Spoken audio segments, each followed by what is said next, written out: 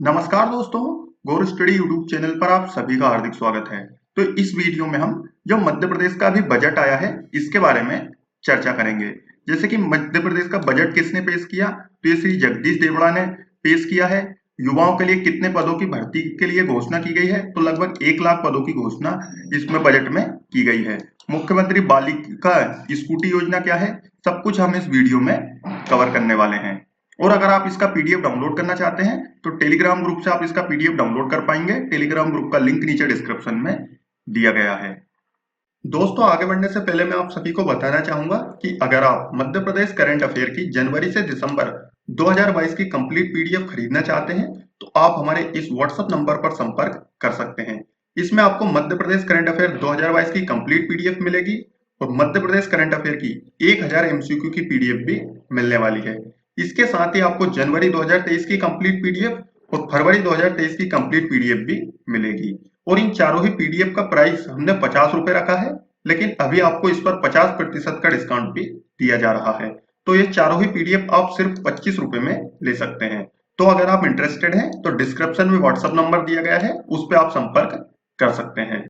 चलिए शुरू करते हैं हमारी आज की इस वीडियो को। तो मध्य प्रदेश के राज्यपाल श्री मांगू पटेल ने जो 15वीं विधानसभा का 5वां बजट सत्र है इसे संबोधित किया है। आप देख सकते हैं ये 27 फरवरी को श्री मांगू पटेल ने बजट सत्र को संबोधित किया था। और मध्य प्रदेश के जो वित्त विभाग मंत्री हैं श्री जगदीश देवड़ा, इन्होंने ये बजट पेश किया है 1 मार्च 2023 को। और इस बार का जो बजट है ये 3,14,025 करोड़ रुपए का है। और राज्य के सकल घरेलू उत्पाद में वर्ष 2022-23 में अग्रिम अनुमानों के अनुसार 16.43% की वृद्धि हुई है। इसके अलावा देश के सकल घरेलू उत्पाद में हमारे प्रदेश का जो योगदान है ये 3.6% से बढ़कर 4.8% हो चुका है। और मध्य प्रदेश में प्रति व्यक्ति आय ये 2011-12 में 30,497 रुपए थी, जो कि अब वर्ष 2022-23 में बढ़कर 1,40,582 हो गई है। अब हम मध्य प्रदेश में कृषि बजट देख लेते हैं। तो सहकारी बैंकों को अंश पूंजी देने के लिए 1500 करोड़ रुपए बजट में आवंटित किए गए हैं और डिफाल्टर किसानों को इसके माध्यम से ऋण समाधान उपलब्ध कराया जाएगा।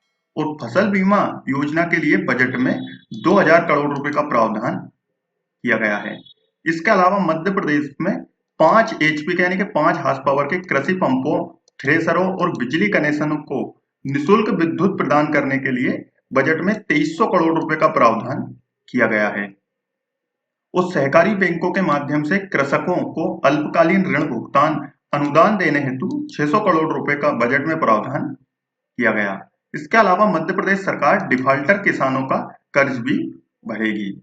और मध्य प्रदेश में मिलेट्स को बढ़ावा दिया जाएगा। इसके लिए मध्य प्रदेश में मध्य प्रदेश मिलेट मिशन या मुख्यमंत्री मिलेट मिशन या आदि शुरू किया जाएगा और इसके लिए 1000 करोड़ रुपए का प्रावधान किया गया है।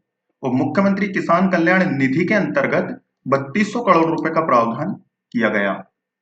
साथ ही विभिन्न सिंचाई परियोजनाओं के लिए 1149 करोड़ रुपए का प्रावधान भी किया गया है।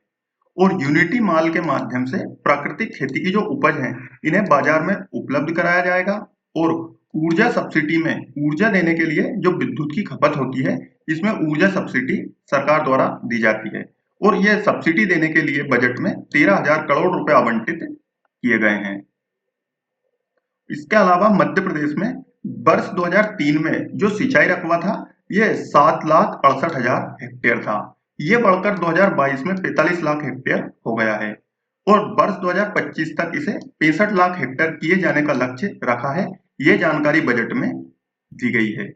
इसके अलावा जो फसल बीमा योजना है इसके लिए 2000 करोड़ रुपए आवंटित किए गए हैं और पशुपालन एवं गौ संवर्धन के लिए 1491 करोड़ रुपए आवंटित किए गए और प्रधानमंत्री मत्स्य संपदा योजना के लिए 97 करोड़ रुपए आवंटित किए गए हैं। और बजट में मुख्यमंत्री कृषक फसल उपार्जन सहायता योजना के लिए 1000 रुपए बजट में आवंटित किए गए हैं। साथ ही मध्य प्रदेश के सर्वस्पर्शी बजट में पशुपालन एवं डेयरी विभाग के लिए भी 995 करोड़ रुपए आवंटित किए गए हैं। इन 995 करोड़ में गहन पशु विकास योजना के लिए 845 करोड़ और मुख्यमंत्री पशुपालन विकास योजना के लिए 150 करोड़ रुपए आवंटित किए गए। इसके अलावा जो बजट आया है इसमें पौधशाला हेतु 113 करोड़ रुपए का प्रावधान भी किया गया और वनीकरण के लिए यानी कि वृक्षों का स्वैच्छिक रूप से पौधारोपण के लिए एक अभियान चलाया जाएगा और उसके लिए 1474 करोड़ रुपए आवंटित किए गए हैं। और अंकुर अभियान के लिए भी अंकुर अभियान में ये जानकारी दी गई है बजट में कि अंकुर अभियान के तहत अभी तक 38,62,000 पौधे लगाए जा चुके हैं। और वनों का संरक्षण एवं संवर्धन योजना में वित्तीय वर्ष 2023-24 में 2,10,000 हेक्टेयर क्षेत्र उपचारित किया जाएगा और वर्ष 2023 में ही वनों के क्षेत्र में 4 करोड़ 50 लाख एवं गैर वनों के क्षेत्र में 10 लाख पौधों का रोपण का लक्ष्य भी रखा गया है। और अटल कृषि ज्योति योजना में 5520 करोड़, मुख्यमंत्री किसान कल्याण में 3200 करोड़ और प्रधानमंत्री फसल बीमा योजना में 2001 करोड़। इसके अलावा ये मुख्यमंत्री कृषक उपार्जन योजना के लिए 1000 करोड़ रुपए आवंटित किए गए हैं। चलिए आगे बढ़ते हैं। नगरीय निकायों के विकास के लिए भी बजट में 14,883 करोड़ रुपए आवंटित किए गए हैं। इसमें नगरीय निकायों के हस्तांतरण हेतु 3600 करोड़ रुपए, हाउसिंग फॉर ऑल हेतु और 2800 करोड़ रुपए आवंटित किए गए और स्थानीय निकायों को अनुदान देने हेतु 1093 करोड़ रुपए का प्रावधान किया गया है। इसके अलावा भी मूलभूत सेवाओं के लिए 842 करोड़ रुपए का प्रावधान बजट में किया गया। साथ ही अमृत 2.0 योजना के लिए 371 करोड़ रुपए आवंटित किए गए हैं। इसके माध्यम से जल प्रदाय योजना एवं सीवेज परियोजनाओं के माध्यम से शहरी क्षेत्रों में नागरिकों को मूलभूत सुविधाएं उपलब्ध करवाई जाएंगी और शहरी अधोसंरचना का विकास किया जाएगा और मेट्रो रेल हेतु 710 करोड़ रुपए का प्रावधान भी किया गया है। ये मेट्रो रेल भोपाल और इंदौर शहर में संचालित की जाएंगी।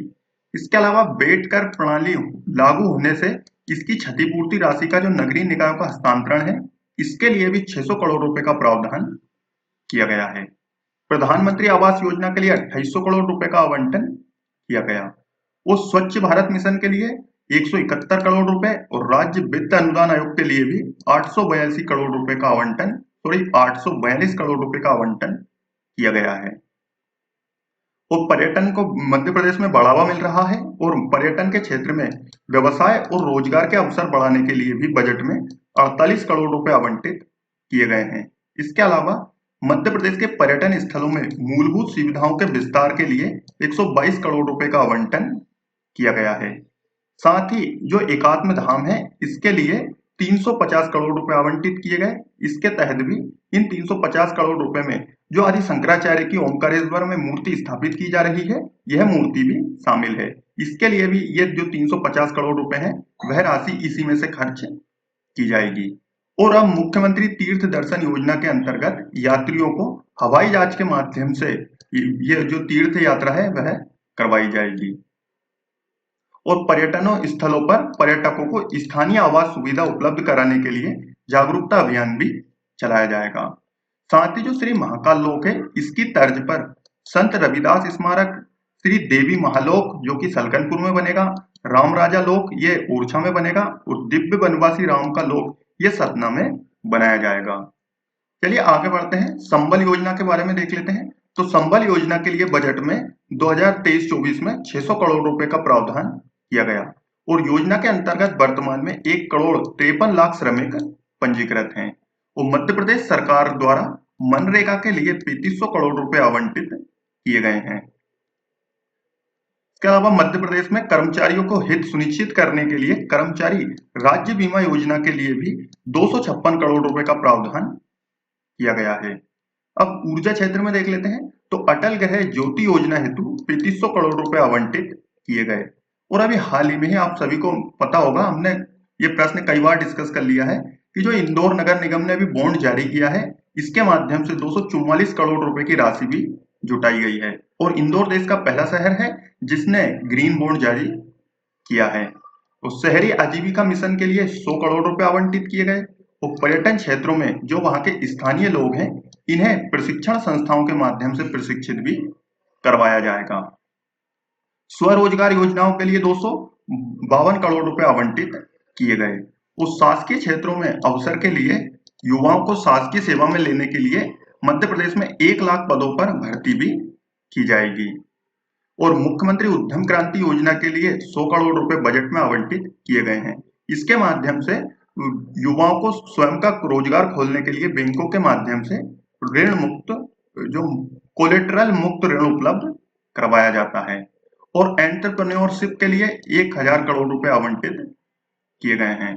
साथ ही जो ग्लोबल स्किल पार्क है, इसके लिए भी 450 करोड़ रुपए का जो निर्माण कार्य है ये करवाया जाएगा। इसके लिए 450 करोड़ आवंटित किए गए। और भोपाल में तो ग्लोबल स्किल पार्क निर्माणाधीन है, जबकि ग्वालियर, सागर, जबलपुर एवं रीवा में अंतरराष्ट्रीय स्तर का कौशल केंद्र स्थापित किए जाना प्रस्तावित है। चलिए अब हम मध्य प्रदेश का बजट औद्योगिक क्षेत्र में देख लेते हैं। तो प्रदेश में 7500 एकड़ भूमि में ये औद्योगिक क्षेत्र विकसित किए जाएंगे। इनमें 2 आईटी पार्क प्रस्तावित हैं और 4 नवीन औद्योगिक क्षेत्र प्रस्तावित किए गए हैं। और 16 औद्योगिक क्षेत्रों में उन्नयनीकरण के लिए राष्ट्रीय और अंतर्राष्ट्रीय प्रदर्शनी और व्यापार मेले का आयोजन भी किया जाएगा।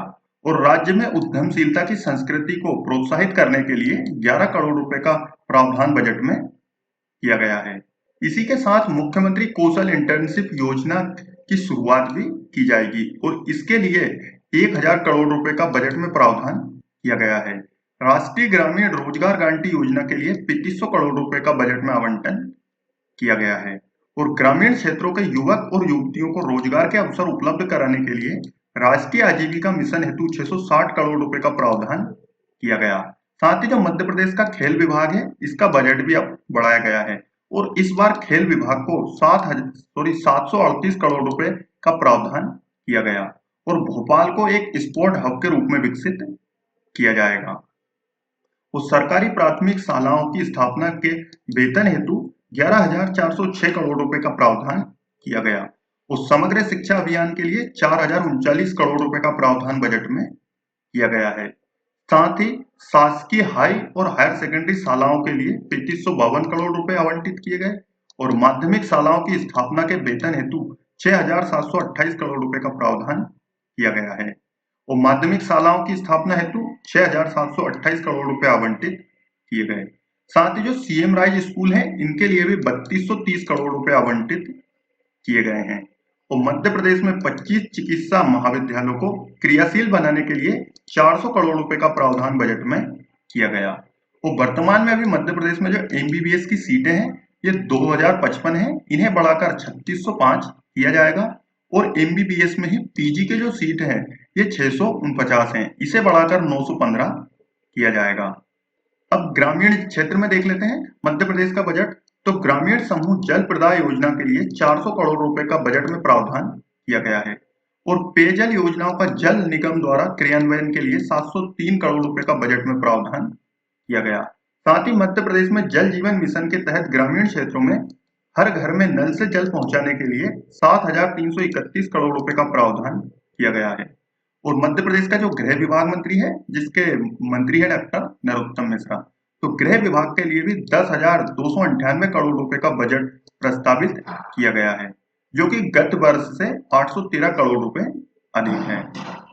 इसके अलावा छात्रवृत्ति योजना के माध्यम से मध्य प्रदेश के 23 लाख विद्यार्थियों को लाभान्वित करने का लक्ष्य भी रखा गया और वर्तमान में मध्य प्रदेश से 45 विद्यार्थी विदेश में पढ़ाई कर रहे हैं और 8,000 युवाओं को यहाँ पर रोजगार मुखी कौशल प्रशिक्षण के अवसर भी प्राप्त करवाए जा रहे हैं, यानी कि इन्हें प्रशिक्षित किया जा रहा है। और अनुसूचित जाति उपयोजना के लिए वर्ष 2023-24 के लिए ये 26,087 करोड़ का प्रावधान किया गया है और इस वर्ष जो ये प्रावधान किया गया है ये पिछले वर्ष की तुलना में 37% अधिक है। इसके अलावा मध्य प्रदेश में गुणवत्तापूर्ण स्वास्थ्य सुविधाओं के विस्तार के लिए रतलाम, दतिया, शिवपुरी एवं सतना में चिकित्सा महाविद्यालय हेतु 418 करोड़ रुपए का बजट में प्रावधान किया गया और 25 चिकित्सा महाविद्यालयों को क्रियाशील करने के लिए 400 करोड़ रुपए आवंटित किए जाएंगे। ये अभी मैंने 2-3 स्लाइड पहले ही आपको बताया है। और बेहतर स्वास्थ्य सुविधाएं उपलब्ध कराने के लिए मध्य प्रदेश सरकार द्वारा चिकित्सा महाविद्यालय तथा संबद्ध चिकित्सालयों हेतु 1556 करोड़ रुपए का प्रावधान किया गया है। साथ ही प्रधानमंत्री Ayushman Bharat health infrastructure mission के लिए 350 करोड़ रुपए का प्रावधान किया गया। चलिए अब हम मध्य प्रदेश में सड़कों की अधोसंरचना के बारे में जो मध्य प्रदेश में आवंटित किया गया है बजट, उसे देख लेते हैं। तो 7,000 किलोमीटर नवीन सड़कें बनाई जाएंगी और 12,389 किलोमीटर की जो सड़कें हैं इनका नवीनीकरण और मजबूतीकरण किया जाएगा। साथ ही 625 किलोमीटर नवीन सड़कों का निर्माण केंद्रीय सड़क निधि से होगा।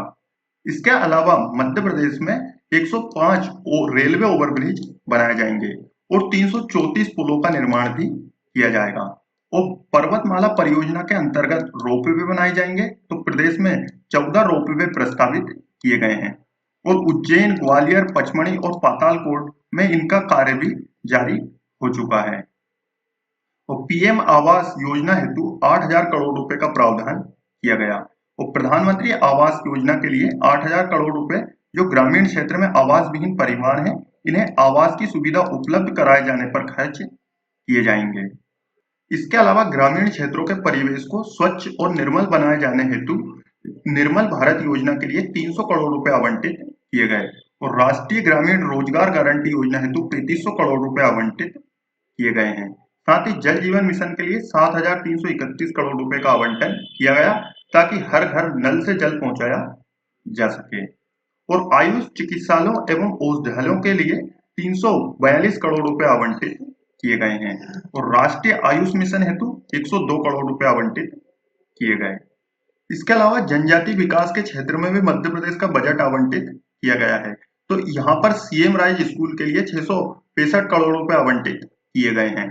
सिकल सेल एनीमिया के लिए 50 करोड़ रुपए और अनुसूचित जनजाति के विद्यार्थियों को आवास उपलब्ध कराने के लिए 200 करोड़ रुपए आवंटित किए गए हैं। साथ ही बेगा, भारिया, सहरिया जनजाति वर्ग की महिलाओं को हर महीने पोषण भत्ते के लिए 1,000 रुपए की राशि दी जाती है और इसके लिए 300 करोड़ रुपए का बजट में आवंटन किया गया है और नारी सशक्तिकरण के लिए भी बजट में काफी सारी घोषणाएं की गई हैं और इसी के तहत मुख्यमंत्री लाडली बहना योजना शुरू की जाएगी और इसके लिए भी 8,000 करोड़ रुपए का बजट में आवंटन किया गया है और कन्या विवाह निकाह योजना के लिए 80 करोड़ रुपए आवंटित किए गए। इसके अलावा प्रसूति महिलाओं के लिए यानी कि गर्भवती महिलाएं जो होती है उन्हें प्रसव से पहले और प्रसव के बाद भी सहायता उपलब्ध कराई जाती है। इसके लिए 400 करोड़ रुपए का बजट में आवंटन किया गया है। तो दोस्तों ये था हमारे मध्य प्रदेश जो अभी बजट आया है इसके प्रमुख हाइलाइट्स और इसके ऊपर मैंने एक अलग से भी वीडियो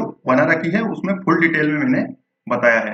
वो पहले जब वीडियो बनाई थी तो उसमें कुछ फैक्ट्स सरकार द्वारा अभी जारी नहीं किए गए थे जो कि अभी बाद में जारी किए गए हैं तो उन्हें मैंने इस वीडियो में कवर किया है। तो अगर आप वह वाली वीडियो भी देखना चाहते हैं तो वह वीडियो भी आपके सामने शो हो रही होगी, उस पर क्लिक करके भी उसे देख सकते हैं। तो मिलेंगे हम नेक्स्ट वीडियो में, तब तक जय हिंद, जय भारत।